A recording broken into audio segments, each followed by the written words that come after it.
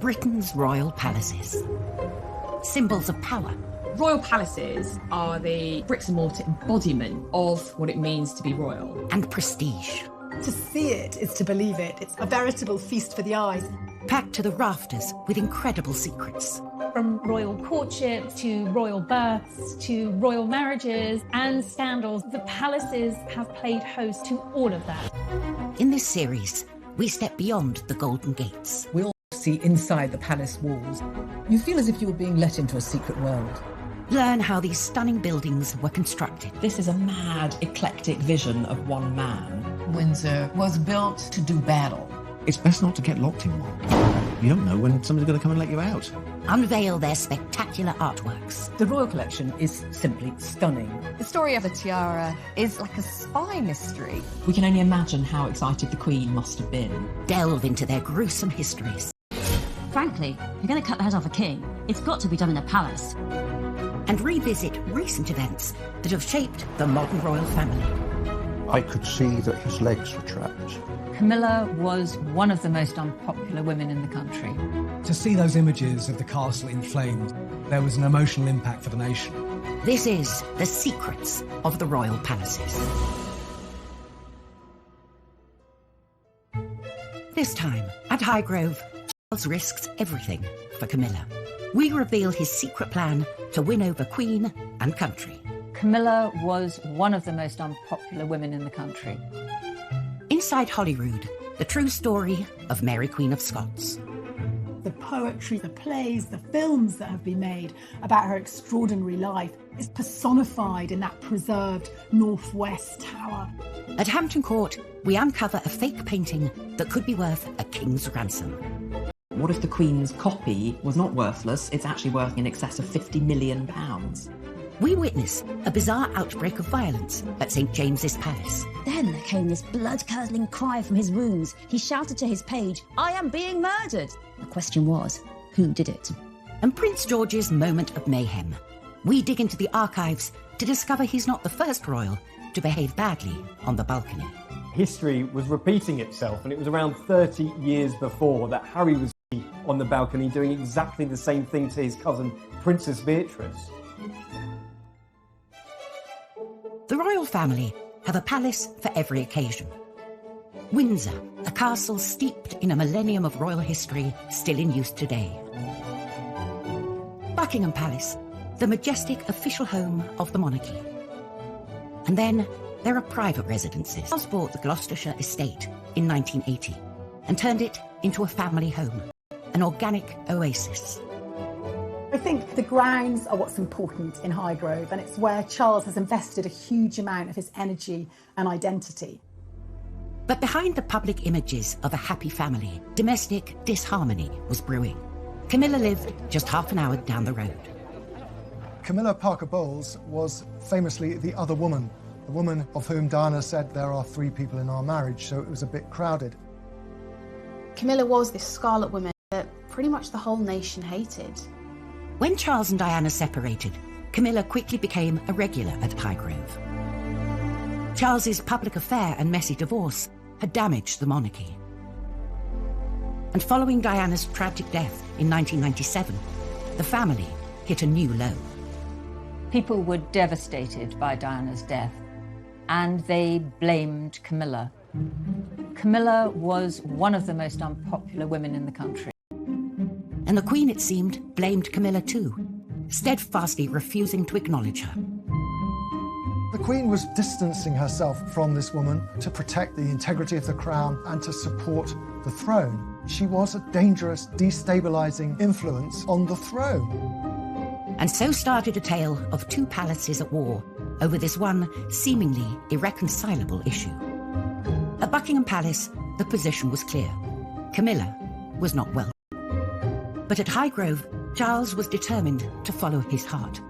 A rift developed that threatened the future of the monarchy.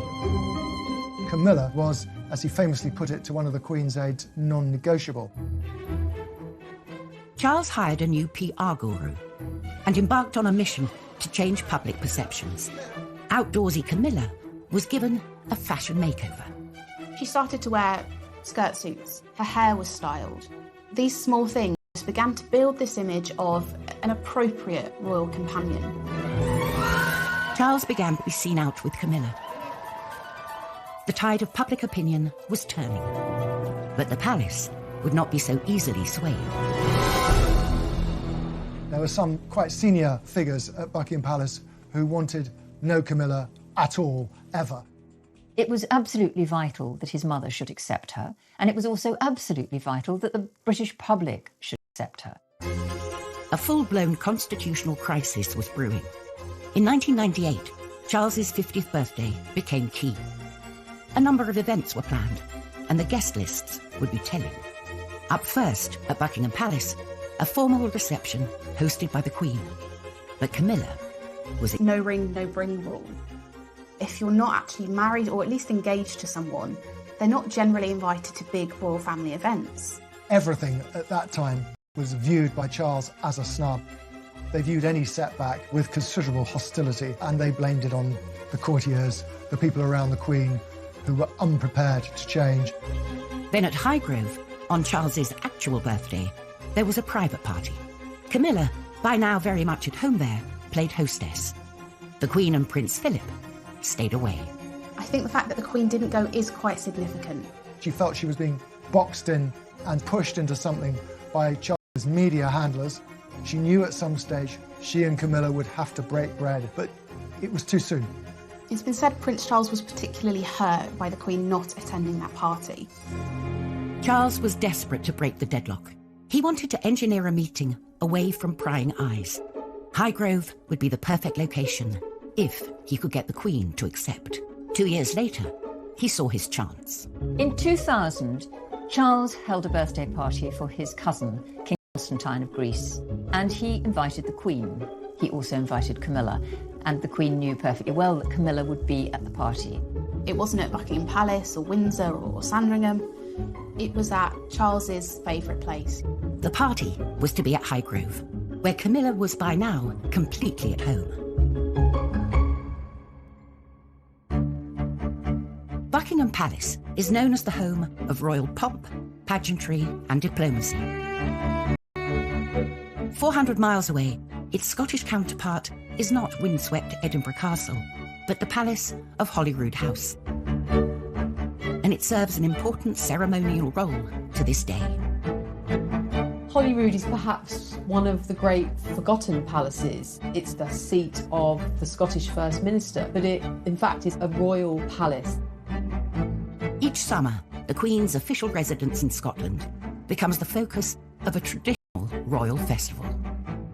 For 1 week every year, the Queen goes to Scotland, and it's called Royal Week. She bases herself in the Palace of Holyrood House, and she loves that week. And I think the people of Scotland love seeing her. This celebration of Scottish and royal culture includes a ceremony in which the Queen is given the key to the city of Edinburgh. But behind all the fun, the backdrop has always struck me as vaguely terrifying, because you're looking at a massive building with enormous buttressed angled turrets and small windows, parapets. It is a castle. It's called a palace, but in fact it's a defended building. It's got all the paraphernalia of a Brahms. Lies a majestic ruin, dating back to 1128, that holds a clue to Holyrood's humble beginnings.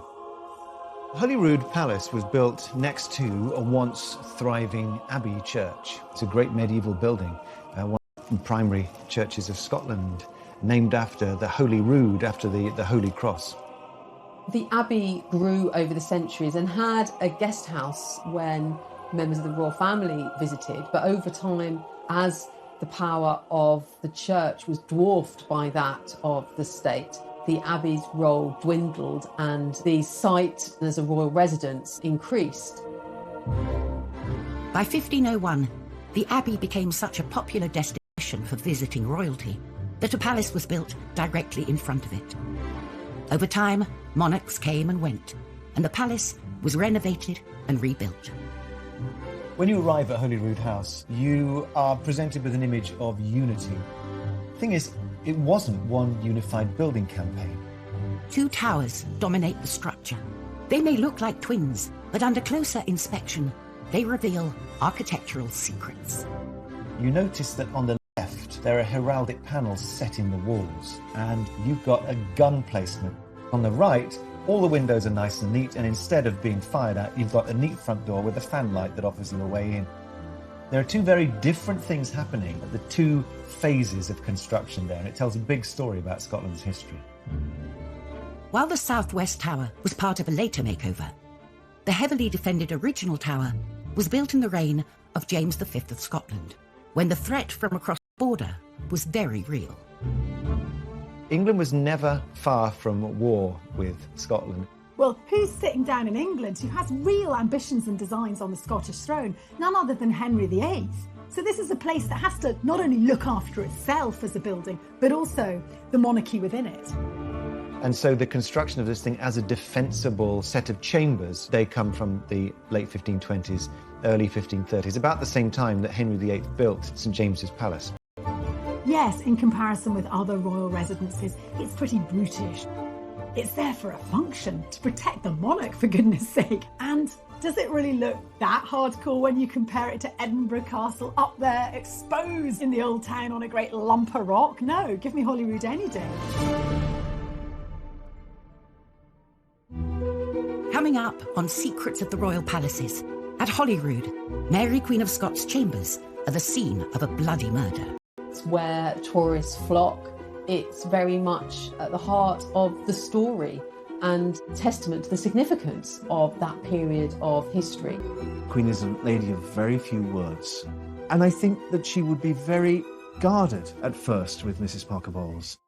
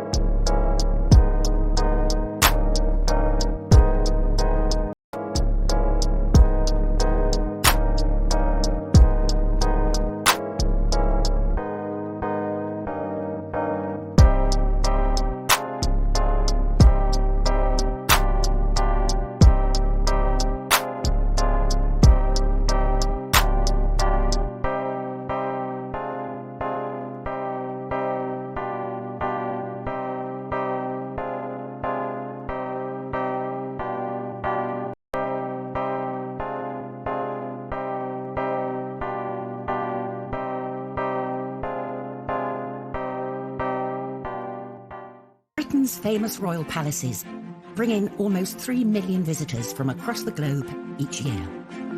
Along with favourites, Buckingham Palace and Windsor Castle, Holyrood in Edinburgh is among the most popular royal palaces. Holyrood House, the Queen's official residence in Scotland, has one of the bloodiest histories of all palaces, and that was because of the reign of Mary Queen of Scots. The oldest part of the palace is the 16th century Northwest Tower. Here, up a narrow winding staircase, are chambers that still hold Mary's secrets. Mary Queen of Scots is one of the most infamous Scottish figures and probably the most famous Scottish queen. The poetry, the operas, the plays, the films that have been made about her extraordinary life, but it's sort of personified in that preserved Northwest. Mary's torrid time here. Now, Mary Queen of Scots, she really chose some of the worst husbands in royal history, and I know there's competition, but she chose some baddies. Following the death of her first husband, the young King of France, Mary married Lord Darnley and fell pregnant. But Darnley was not to be trusted. Lord Darnley, almost as soon as he married her, started turning against her, plotting against her, and really trying to seize power from her. One of the defining moments of her reign is this cold-blooded murder, instigated by her husband, Darnley. 8 p.m, Saturday the 9th of March, 1566. Mary was dining in her chambers with her ladies and her private secretary, and great favourite, David Rizzio. You know, she was heavily pregnant. Then suddenly, Darnley and loads of Scottish lords break into Mary's room and they seize Rizzio. Mary, I mean, she's terrified. She's 6 months pregnant, one man weighs a gun at her pregnant stomach. Darnley and the lords are jealous of Rizzio. They drag him away from Mary. In front of her eyes, he's murdered by not just one or two, but 56 stab wounds, dragged across, I think, the bedchamber floor, tossed down the stairs. It was a red herring, the whole Rizzio thing. It was Mary they wanted. The lords wanted to take Mary prisoner and steal power and put her baby on the throne. Mary is under arrest. Her beautiful palace of Holyrood that she has loved and decorated with her tapestries and all her furniture, it is now her prison. Eventually, Darnley relented and helped Mary escape. A year later, Darnley himself was murdered. For tragic Mary, there was to be one final doomed marriage at Holyrood, but no happy ending. She was deposed and she fled into England in the hope that Elizabeth would help her. Instead, she was imprisoned for 19 years and finally executed. The Tower has been preserved, and the Tower is very much synonymous with Mary, Queen of Scots, and indeed that tragic murder. And in many ways, it's this iconic site in Scottish royal history. To this day, they sort of invite you to look for the bloodstains. It's almost like a badge of honour that this castle lived. It was a proper castle that earned its stripes where blood was shed. Holyrood Palace is not the only royal residence with a history of marital problems. At Highgrove, Prince Charles had invited his mother to a birthday party for King Constantine of Greece, and Camilla would be there, not just as a guest, but effectively as hostess. The Queen was going to find it very difficult to decline an invitation to King Constantine's party, and that meant she'd had to go literally step inside Highgrove, which by then was very much the Orchard House Highgrove for an organic barbecue lunch. The stage was set for this make-or-break summit. The Queen and Camilla had not spoken for many years. Even those in the know couldn't predict quite how the Queen would react. I think the meeting with the Queen and Camilla for the first time would have been very formal. The Queen watches very closely. The Queen is a lady of very few words. And I think that she would be very guarded at first with Mrs. Parker Bowles. I believe that they shook hands. Camilla curtsied. They had a brief chit-chat together, and then they went their separate ways to different tables at the lunch. Though secretive, the Highgrove meeting was clearly a success. what they talked about, what happened, we don't know very much, but it was a significant moment in that whole campaign to make Mrs. Parker Bowles, as she still then was, acceptable to the public and ultimately a potential bride for the Prince of Wales.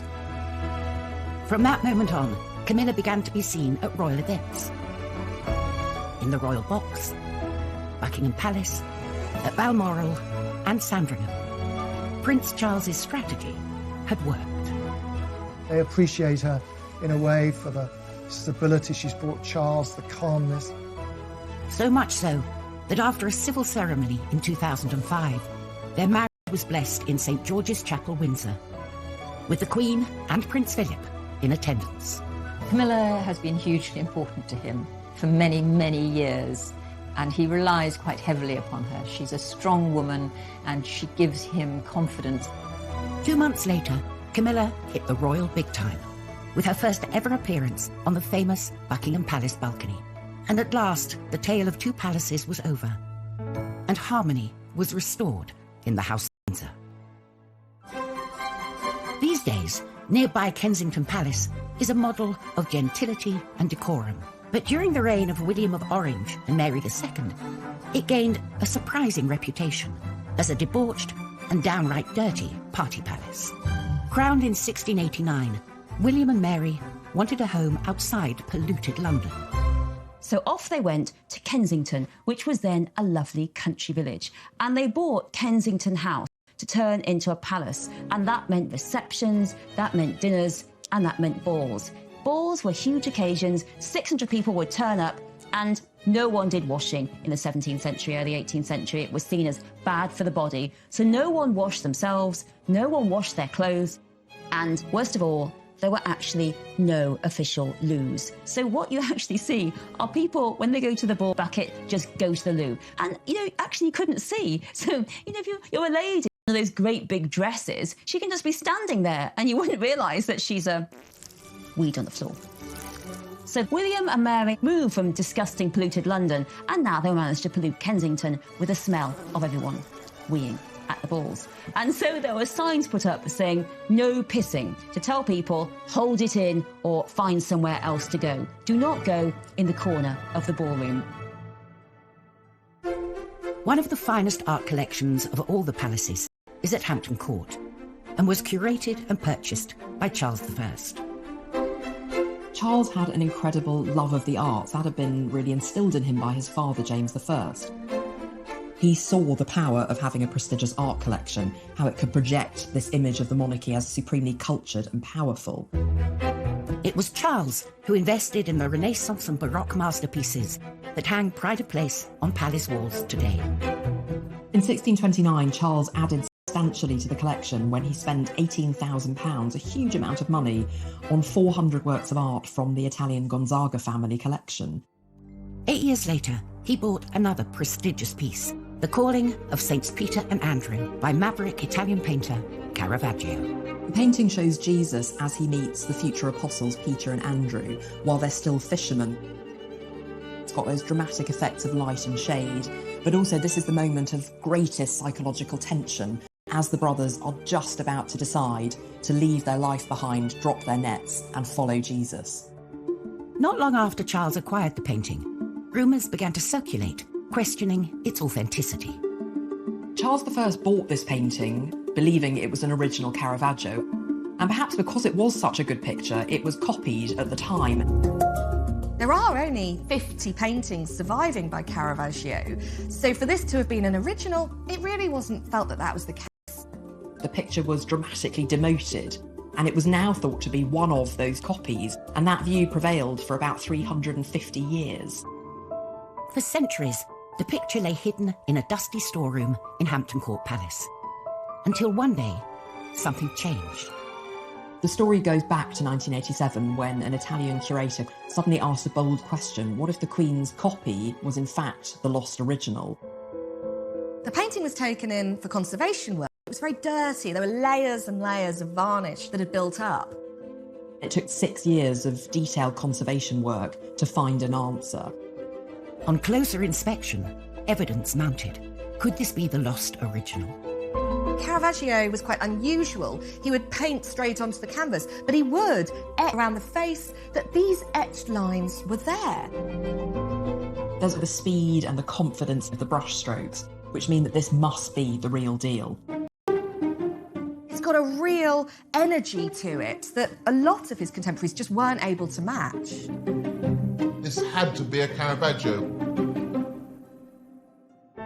The palace had unearthed a rare art treasure, and their findings stunned the art world. Suddenly, in 2006, there's a dramatic announcement. The painting really is by Caravaggio, and it's not worthless. It's actually worth probably something in excess of £50 million. This was a really incredible discovery. It's the sort of thing that only happens once or twice in a generation. We can only imagine how excited the Queen must have been. The idea that a Caravaggio painting was hidden in plain sight, it's a dream come true. Coming up, we discover the mysterious origins of Windsor Castle's Order of the Garter. For me, the Order of the Garter always stirs up memories of the Da Vinci Code and Dan Brown, secret sect. And inside Holyrood, everything is not what it seems. Suddenly, you're in a different world than what you saw outside. It opens you up to a world of 17th century confidence and extravagance.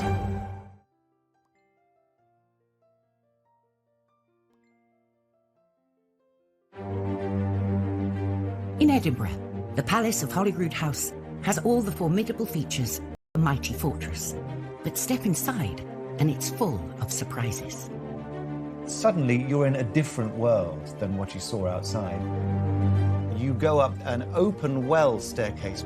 It's got light streaming into the middle of it from not one, but 2 tiers of windows. The white walls bounce the light around. The great plaster ceilings above you create a sense of looking up into the heavens. And the walls are lined with 16th and 17th century tapestries. They're rare and expensive things, and they tell you that you are past the point of defense. You have entered into the protected realm. It's a beautiful 17th century ensemble of rooms, as good as anywhere in Britain. These opulent interiors were born out of a period of great turmoil. Holyrood had been gutted by an occupying Republican army, led by one Oliver Cromwell. We know that Oliver Cromwell billets his men there and doesn't really treat it with due respect. For crying out loud, this guy's a Republican. It's all about the barrel of the gun and the good word of the Lord. And it's not about the sort of flash symbols of monarchy, far from it. When the monarchy was restored, new King Charles hiring renowned classical architect Sir William Bruce.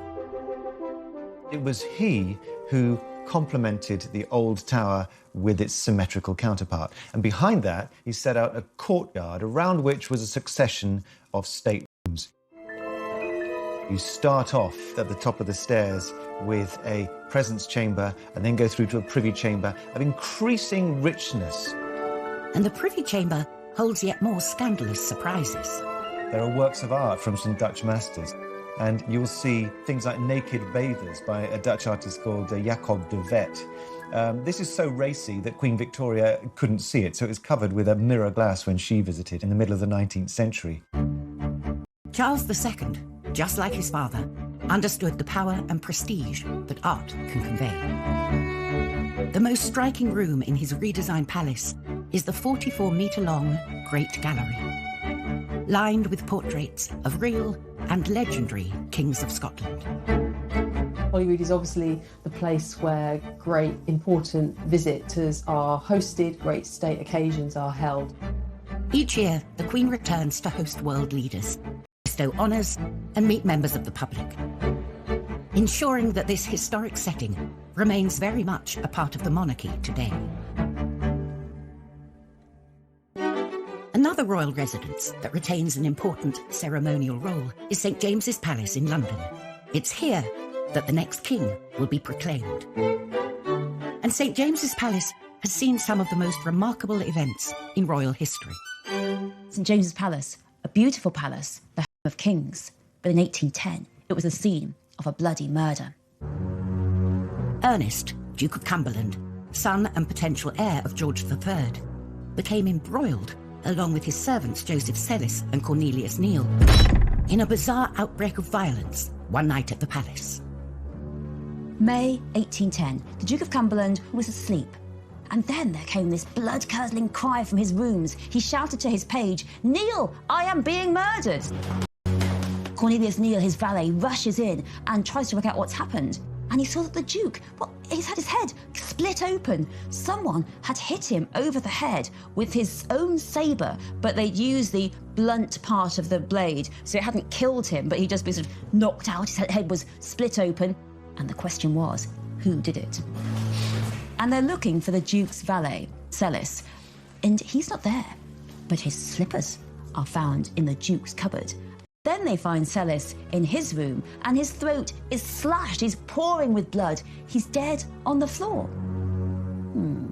Who killed him? Lots of attempts at slurring, at blackening Sellis's character. The official conclusion was that Sellis had attacked the Duke and then killed himself. But the suggestion that the Duke had been involved in a murder, in a homosexual love triangle, in the killing of his own valet, that would taint him and would dog him for the rest of his life. Historically, being a monarch or heir to the throne was a risky business. And so kings, like Edward III at Windsor, surrounded themselves with strong walls and loyal men. In 1348, Edward, who was obsessed with Arthurian legends, founded the most noble order of the Garter, a mysterious brotherhood of knights that lives on to this day. The Order of the Garter is the highest order of chivalry in England, and in fact it's the oldest order anywhere in the world that's been in continuous existence. It's a group of 24 people who are fiercely loyal and swear to protect the king and country. The rituals of this ancient order have been passed down through the generations. Every year, on the traditional Garter Day, the Queen, knights and ladies process through Windsor Castle to St George's Chapel to attend a special service. It's members of the royal family dressing up in the most ridiculous costumes, with hats, with feathers, processing down to Windsor Castle. It is a picture opportunity for the wives mainly, like Camilla and Kate, to laugh at their husbands. Beyond the pomp and pageantry, what does it actually mean to be a Knight of the Garter? I don't think we really, as a nation, have much idea of what it's all about. For me, the Order of the Garter, I don't know quite why, always stirs up memories of the Da Vinci Code and Dan Brown's secret sect. Since the earliest records of the order were destroyed by fire, little is known about its true origin and purpose. The spiritual home of the order has remained St George's Chapel, Windsor. The banner of every living member is displayed here. These are the flags of the knights and ladies of the Order of the Garter. Now, when a new knight or lady gets invested, they get given their own heraldic flag. Today, the Queen chooses members from a variety of backgrounds in recognition of their public service. And new banners are drawn up by the College of Arms. The flags are 5 foot square, they are all handmade and meticulously hand-painted, and they're full of personal symbols that relate specifically to the history and life of the person who's just been brought into the order. Mary Peters, for instance, who won the pentathlon in the 1970s, John Major has a portcullis, the symbol of the Houses of Parliament, and on top of that are 3 cricket balls to reflect his passion for the game. The 24 loyal knights and ladies are joined in the order by another very select group. Some members of the royal family act as extra members, and the Queen Mother was one of those. The royal standard of Queen Elizabeth, the Queen Mother, combines the royal standard of her husband, King George VI, with her own family coat of arms, the Bowes Lions. So she has lions represented, but also 3 bows. The Queen Mother's standard hung in the chapel for 66 years. Upon her death, it was taken down to make way for a new member. Prince Charles, who was particularly close to his grandmother, couldn't bear to be parted from it. Anyone who goes to Clarence House, one of the first things that they will see as they come in through the front door is the banner hanging there. Every time he saw it, it would act as a reminder of his beloved grandmother. And so this national treasure continues to fly inside its new palace home. Still to come, we discover a disturbing royal grave robbery at St George's Chapel, Windsor. If you thought that the only tomb raider out there was Lara Croft, well, there's another one, and that was the Prince Regent, future King George IV. And we catch royal kids behaving badly at Buckingham Palace.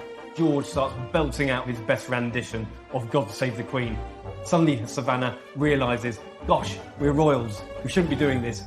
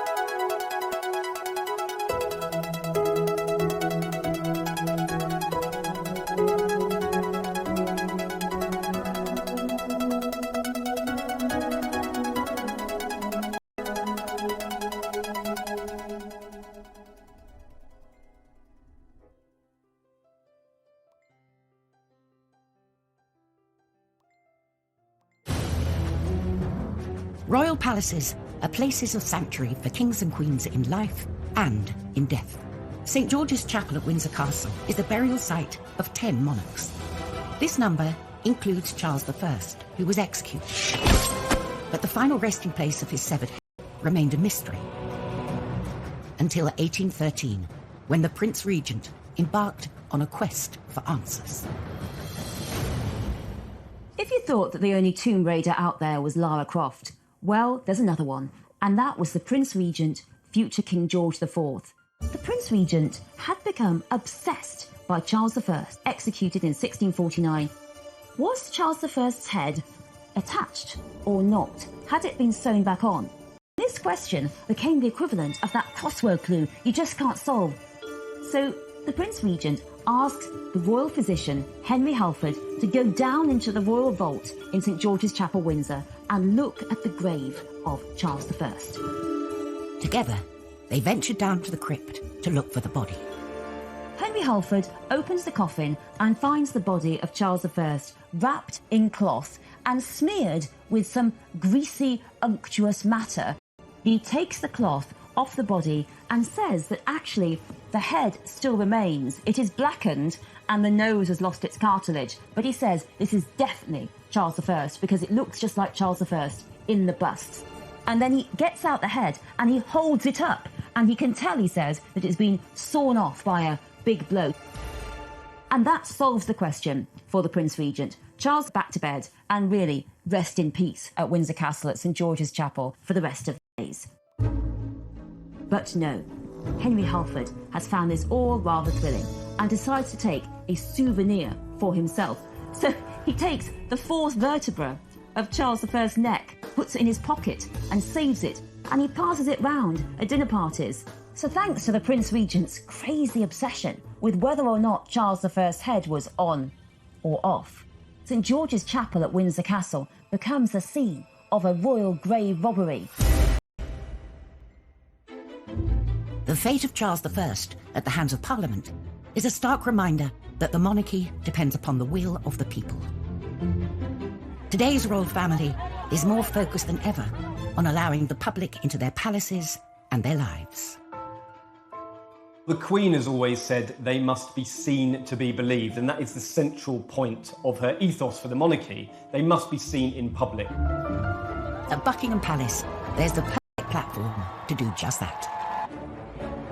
Since the reign of Queen Victoria, the balcony at Buckingham Palace has been the stage for iconic royal appearances. The Queen's coronation, and more recently, William and Kate stealing a kiss on their wedding day. Not only is it a symbol of the British monarchy, it's kind of become a symbol for Great Britain itself. Such is the significance of this hallowed platform, even palace insiders are in awe of it. I've actually been in the room where the balcony is. I remember finding it quite daunting, thinking how many royals have come into this room and walked onto that balcony. I will assure everyone that I did resist from kind of doing the kind of little wave when I was at the window, even though I wanted to. Being up on such a stage is the ultimate test for any royal, especially the younger generations. Of course, the balcony had one of the shots of William and Kate's wedding, and I'm not talking about the kiss. It was the lovely little bridesmaid who looked really cheesed off with her head in her hands at having to stand out on that balcony for so long. June 2018, on the Queen's official birthday, thousands lined the Mall to see the trooping of the colour and to catch a glimpse of the royals on the balcony. It's one of the few times each year that the whole royal family can get together. You know, more than 40 people at times. The Queen with her children, her grandchildren, and even her great-grandchildren. They play the national anthem to appreciate the monarch, essentially. Of course, the crowds will sing along, but the royals, they don't. They stand to attention and respect the anthem. At the front of the balcony, Prince George was next to his older cousin, Savannah Phillips. The royals were being very stoic when suddenly George starts belting out his best rendition of God Save the Queen. Prince George started to sing along. He's clearly been learning the words. Suddenly Savannah realises, gosh, we're royals, we shouldn't be doing this. She knew that actually the royals don't sing along. Those images go round the world. It's what the royal photographers are looking for because it's something different and it's something relatable. George and Savannah's antics may seem like a one-off, but a deep dive into the archives reveals that they were following in some famous footsteps. Well, the funny thing about this is that history was repeating itself, and it was around 30 years before that Harry was seen on the balcony doing exactly the same thing to his cousin, Princess Beatrice. You know, Harry was a joker, and still is, and younger children like Beatrice and others are the same. I think it's what children do. The following year, George and Savannah were separated, and I think that's probably the parents having a quiet agreement beforehand that maybe we don't want to take any of the focus away from the Queen. I think what's lovely about this scene is that these children are brought up around the Queen and princes living in palaces and castles, but there's actually a childhood innocence about them. It doesn't matter if you're a future king, you can still get bossed around by your cousins. It became one of these iconic royal moments that will live long in the memory. Next time on Secrets of the Royal Palaces, we reveal what lurks behind the walls of St James's Palace. When a new king or queen is proclaimed, that's where it'll... At Balmoral, we delve into the Queen's role in the Scottish referendum, when she made a seemingly innocent remark. They knew it was intended to be overheard. And at Windsor, the shocking secrets revealed in Queen Victoria's diaries. She was a passionate woman. She enjoyed sex.